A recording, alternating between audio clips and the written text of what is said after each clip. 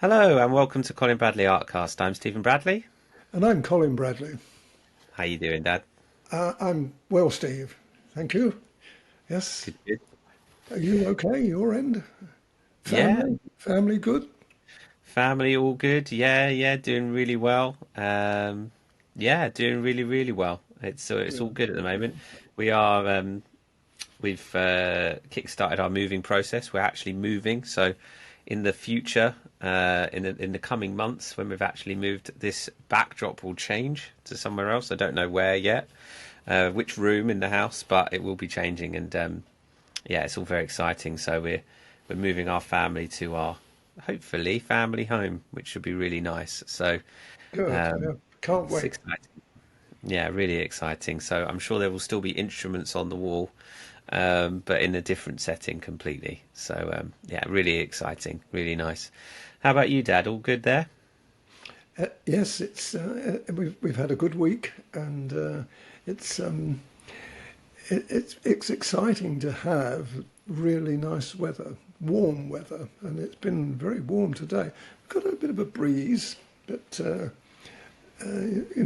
you expect that on the coast, so we should be quite used to it by now. And that can be a bit chilly at times, especially my old bones. But I pass people. I've got use my jumper and my jacket on, and I pass people with their shirt sleeves and singlets, and I think, oh God, how can you cope? But you forget that when you're young, you don't feel the cold so much as you do when you get older. But never mind. No, but it's lovely to see the sun, and the sun was very warm today, particularly. So Lovely. yes, it's lovely, and we've got a very good weekend coming up, starting tomorrow. I mean, we like other parts of the country, I'm sure, UK anyway, are going to be celebrating the coronation, and we've got 3 days with events going on down here, with fair and fireworks tomorrow night. So it's going to be a lovely weekend. Nice. There's a nice buzz in the area then. Must be a nice buzz down there. Yes, there is. Yes, yes, there is, and people are getting, I think, quite excited. I'm not as excited as I once was, but because I can remember very well the original coronation, and I wasn't very old at the time. I was only 13 at the time, but nonetheless, I do remember it very well. Oh wow. It's yeah, that's amazing that you got to see two monarchs, Mhm. two coronations. That's really nice. How unique an experience. Well, I suppose not as unique. It's just the fact that she reigned for so long, isn't it? Really, I It's a suppose long there's time. actually a high chance of you seeing two coronations, but they've been so spread out, haven't they? Mm. But yeah, it is exciting, and a bank holiday for us, so it's a long weekend for everyone here in the UK, which is lovely as well. Okay, this week we've got a new picture to discuss, which we'll talk about later. That landscape that you mentioned last week. But first, a really interesting talking point and something that we thought we'd bring up, kind of a bit of a blast from the past, because you were contacted by, we received contact from someone that you used to come to your workshops at a place called Flatford Mill. And That's right. that was really lovely to reconnect with this person after so long. Because when did you stop doing the workshops that you used to have with groups and things like that? Well, I can tell you exactly when I stopped. I think it was 1966. I was going to 1966. 1966. I was going to. Dad, I think you mean you were 66, not 1966, the year. Oh yes. Oh right. Absolutely. Yeah. And see what age does for you. 2006. Oh, That's right. right, That would have been 2006. right, wouldn't it? Yeah, yeah. 1966. Yeah, you would have been 66. And um, I'm just, 1966 was when we won the World Cup.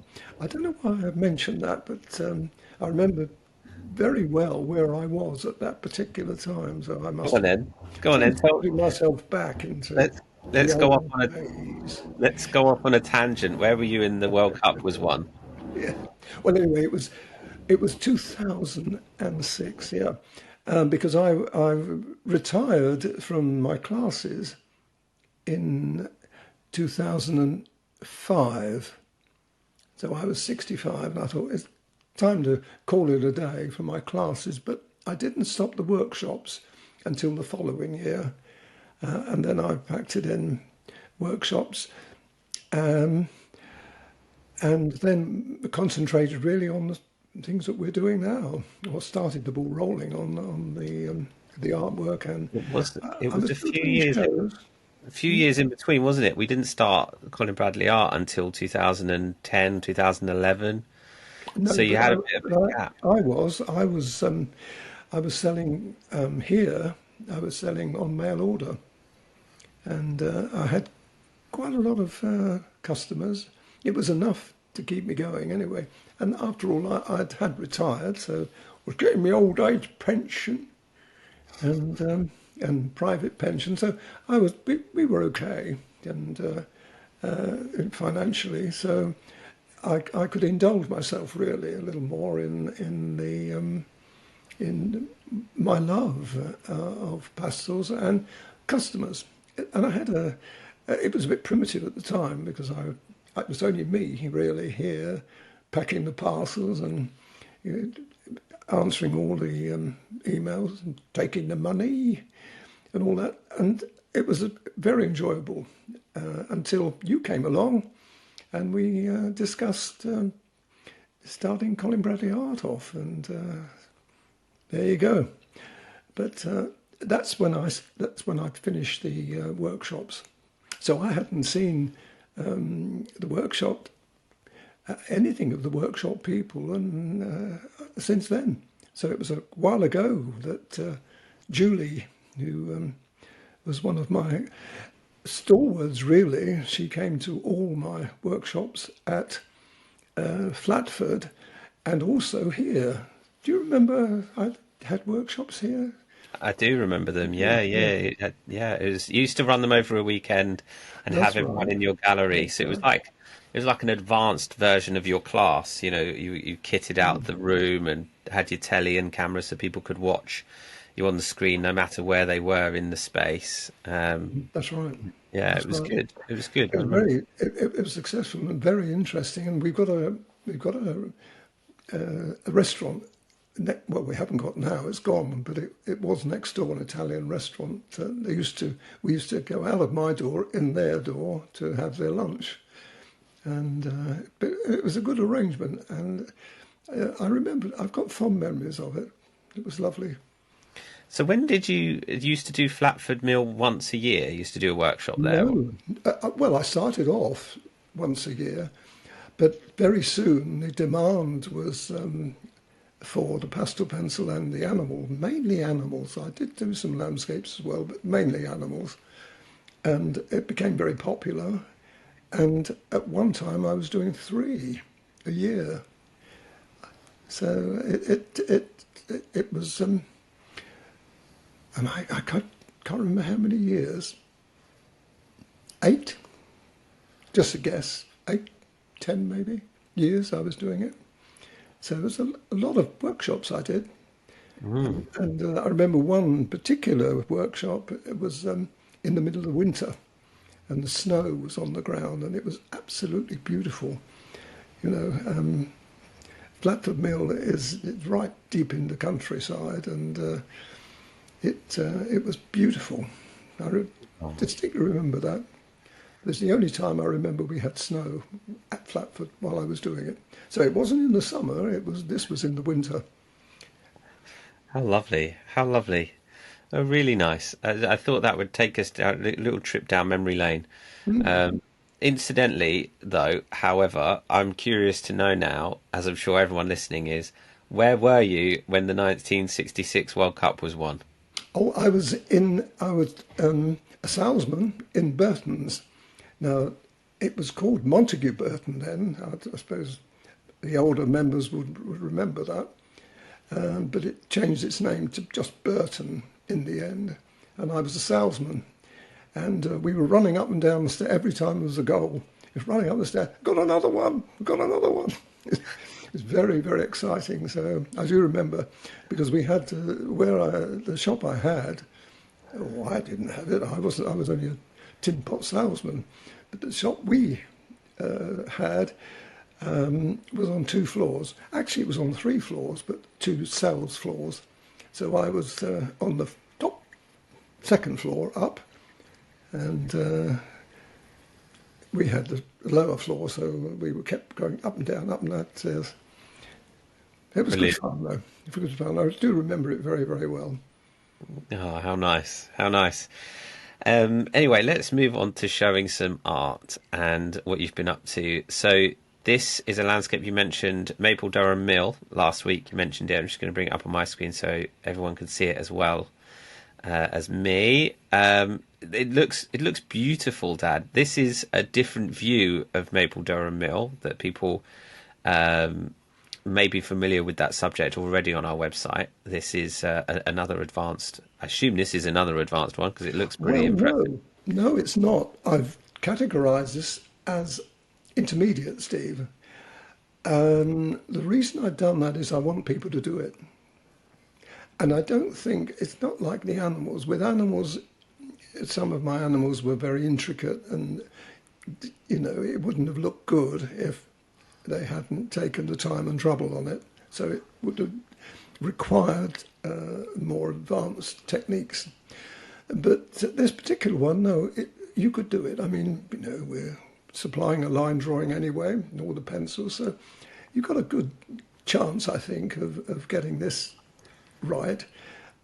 Obviously, there are subtleties. There's got a lot of foliage in it, and I don't think there's anything that would be really, really difficult in it at all, as long as you follow the lines. You know, that's a Is this on pastel mat? sand-coloured pastel matte paper. You know what? You could have said grey to me. I don't know why. It might be because of the grey in the picture that I thought you would have picked a light grey for You would this think one. that, wouldn't you? I can't really explain why I like it. It's just when I've look at a picture, a photographic reference, it usually registers with me. I think this will go really nice on the sand-coloured pastel matte paper, and it did. It worked very well. It's very difficult to actually tell. I think if you didn't know the colour, you wouldn't really Yeah, tell it was I on this particular colour. I couldn't have told you. I could only have guessed that it was a light paper, judging by the lightness on the picture. Which actually brings me back to another point of reconnecting recently, as you said, with Julie. And it's really lovely to see Julie get back into the art through the website and see all the new things that you've been doing, including using pastel mat. And it's curious because back then she would have in your workshops been using Ingres paper, That's and I right. know Julie has purchased both very recently, and so it brings up an interesting question, perhaps to other people that had previously worked on Ingres, and then reconnecting with your work now on Pastelmat and seeing whether they should continue with Ingres or switch to Pastelmat. Well, it's a difficult question to answer, really. I would definitely say move to pastel mat when you feel it's right. Now you'll find that once you come from Ingres and move into pastel mat, you'll have to work harder. You have to layer more colours. You have to build up your base colours. I'll give you, for instance, there the Maple Durham mural, the actual brickwork there. I mean, it's obviously very old.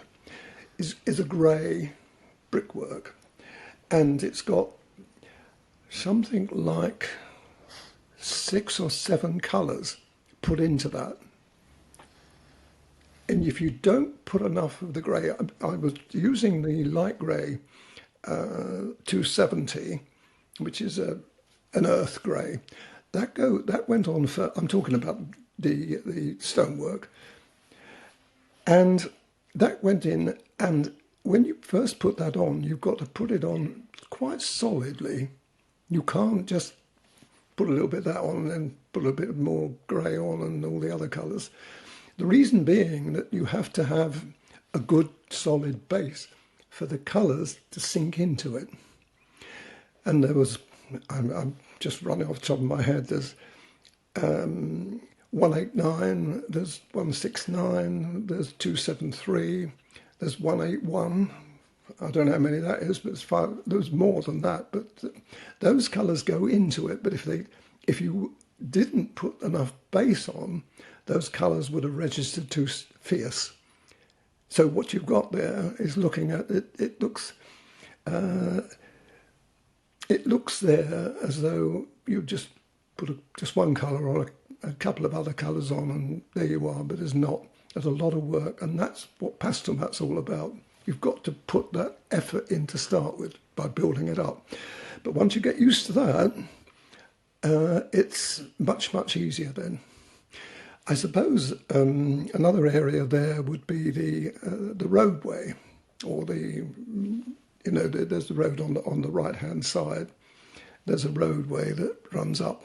It's not an official road. I think it's sort of one of those that run alongside a place like that. It wouldn't be a major road.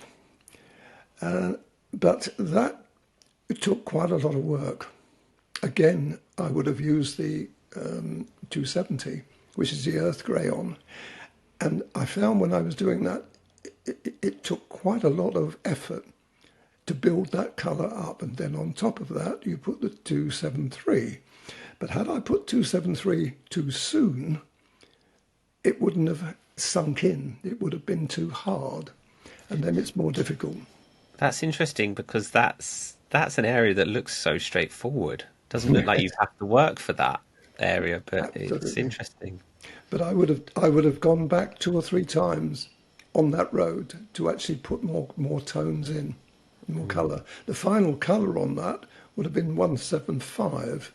Now 175 again, if you put that on too soon, it would be too hard, too harsh. And it's difficult once you've got that in there and you've got that. I can't describe it better than saying a harsh colour. It's very difficult to get it off. You can't rub it out. And you can't say, oh, well, I'll put a whole bunch of colours on top of it. It won't work so much because you've marked the paper by then. I've told you this before, and we talked about that in the blue skies, which is another thing. You've got to put lots and lots of white on there, a solid white. And you don't have to do that with the ombre so much. So this is the difference, I think. But I've got to say that if you said, well, why don't you go back to ombre, Colin, I wouldn't want to do that. Because what you see in that picture, and you've seen in the cat and the dog and the pictures that I've done over the last 6 months or so, the quality of that is quite phenomenal. More than pictures I've done in the past. It's got kind of another layer. Literally has got another layer, but it has another dimension, I feel. What was interesting is that we were having a conversation yesterday about this picture, and at this point it was unfinished. And you mentioned to me a predicament that you had about this picture, about what you would do. What did I say? What was You, I talking about? Because it's you were, interesting. yeah, you were saying whether you should include a figure, a person in this picture. And now, having seen it without, I'm curious for you to tell me where they were going to be and why you decided not to put them in. And I'm glad you brought that up because it's very interesting. When I started, well, almost finished the building, I was quite happy. Well, I was quite happy with it, but at the time I was talking to you about it, I wasn't totally convinced that it was I'd done it justice. And that's when I mentioned the figure. Well, you see the open door, don't you? That was closed. It was a closed door, Oh. and that's I followed the reference picture for that. But it crossed my mind that if I could, it's one of those doors that open, the top opens, Stable door. I kind of, I don't know what, there's a special name for that kind of door. Stable. Stable door, well done, yes. Well, I had the top part slightly open, and I put a little figure in it. And I left that actually for quite a while, but I wasn't happy with it. It didn't look right. It looked weird. So eventually, I opened both doors. And that created that piece of interest for you on the building that made it Yeah. something different. But you'll also notice that some 3 sacks outside the door, they weren't there. I put them there. I drew those in afterwards. One of the great Right. things about pastel pencils is you're able to do that. You can change your mind. Oh, I think I'll do that. And if it hadn't worked, you would never have seen it. I'd have just closed the door up again. But I think it made a big difference. And you think about it, it's right in the middle of the picture. To get something like that, that was bland, that didn't do anything or didn't say anything, would have been a sacrilege. And I wouldn't have been able to live with myself. It's almost your mark with a picture to have, especially landscapes, we've talked about this in previous podcasts, to have some kind of story or some kind of something behind the landscape. There has to be something, some curious aspect to it, whether that's a couple of people walking by and you might think, where are they off to? What's their relationship to this scene?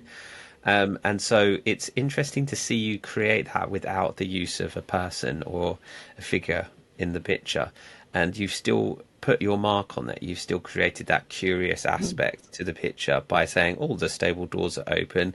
There's some sacks outside. Are the people in the house? Are they going to collect something? Are they bringing the sacks? Like you want to raise questions when you do a landscape, and usually you do that through people, but you've managed to not do that, and I think it's so interesting. It might seem so small to people watching this and listening to this, but to me I think that is such a breakthrough in terms of what you can do with a landscape. Well, there's something else you don't know. I'm sure you don't know, and I don't think I brought it up before. Many, many years ago, I had an exhibition in Gravesend. Before I had the gallery here, I was just doing it as an artist, and I exhibited my work there. And I had an exhibition there, a 3-man exhibition. I was only one of the 3 people. And I submitted a picture there called Mepham Church. Now, you'll be very familiar with Mepham Church because you're going to move somewhere close to that, aren't you?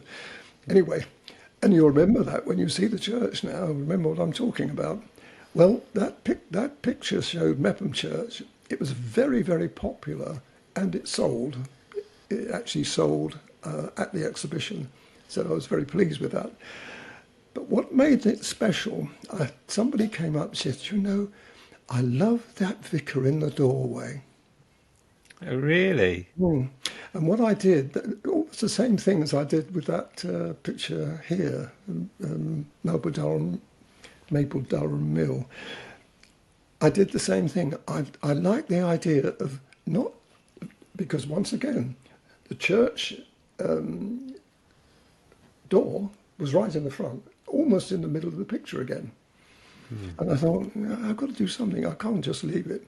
So I opened the door a crack, not very much, and I put a little vicar in it. Now, you couldn't really discern a figure as such, but you could just discern a face and a little white collar.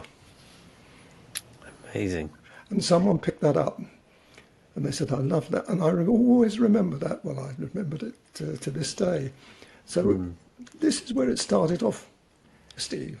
It's like you're a storyteller. It's you're telling the story through your work. That just cropped into my mind. Well, Yeah. I find it fascinating. I love doing it, and I thoroughly enjoy this picture. And I did say that at the end, because one of the good things about this, people are going to see that. When they see the picture and see me doing it, they'll see the closed door. I see it as I'm explaining it to you. And then the next minute, I've opened it up. And I think it's going to be fascinating for people saying, I thought that door was closed. Well, there you go. Someone came in.